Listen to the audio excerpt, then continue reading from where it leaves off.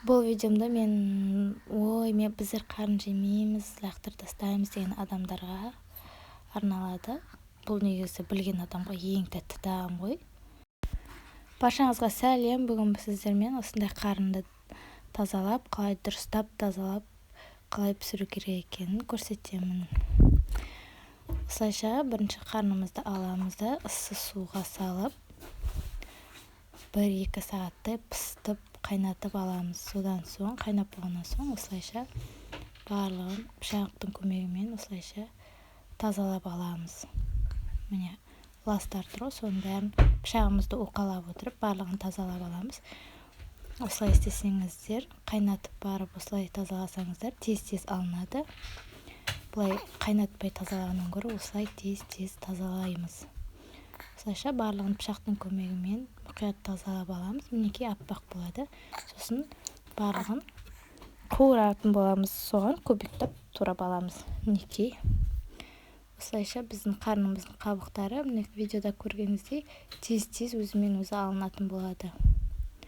Осылайша барлығын тездетіп тазалап аламыз да турап аламыз. Барлығын турап тазалап алғаннан соң ыссы суға салып тағы да дұрыстап жуып аламыз.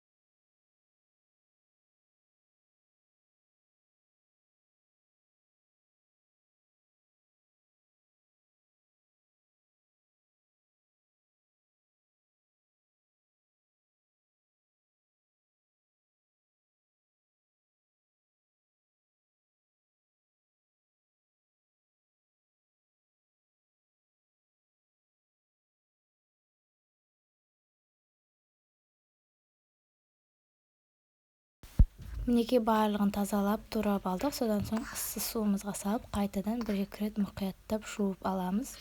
Осылайша мінекей тап-таза болады. Енді кезекте қалай қуырып пісіру керек, соны көрсетемін. Міндетті түрде осылай жасап көріңіз, сізге сөзсіз ұнайды. Келесі қызып тұрған табамызға майымызды құямыз да, майымыз шыжғырған кезде осы қарындарымызды салып әбден қуырамыз. Қуыра отырып, өзіңіздің қалауыңыз бойынша жуа, чеснок салуға болады, және соевый соус қостым мен. Осылайша суы сарқылғанша осылай араластырып отырып, қуырып отырамыз. Мінекей әбден қуыруы қажет. Сол кезде біздің қанымыздың дәмі кетіп, өте дәмді болып шығады. Және де өзіңіздің қалауыңыз бойынша тұзыңызды, приправаларыңызды салсаңыз болады. Және де томат болса, томат салсаңыз вообще күшті болып шығады. Осылайша жасап көріңіз. Мінекей әбден қуырасыз, асықпай, әбден қуыру керек. Сол кезде өте дәмді болып шығады. Мінекей содан соң картофелімізді салып араластырып отырамыз. Күйіп кетпеу керек. Әсін араластырып отырып, осылай картошкамыз піскенше пісіріп аламыз. Мінекей осылайша біздің қарындарымызда осындай күшті тәтті тағам шығады. Міндетті түрде жасап көріңіз. Егер сізге ұнаса, видеомды бағалап кетуді ұмытпаңыз. Мінекей өте дәмді болып шығады. Бастысы дұрыстап тазалап алу керек.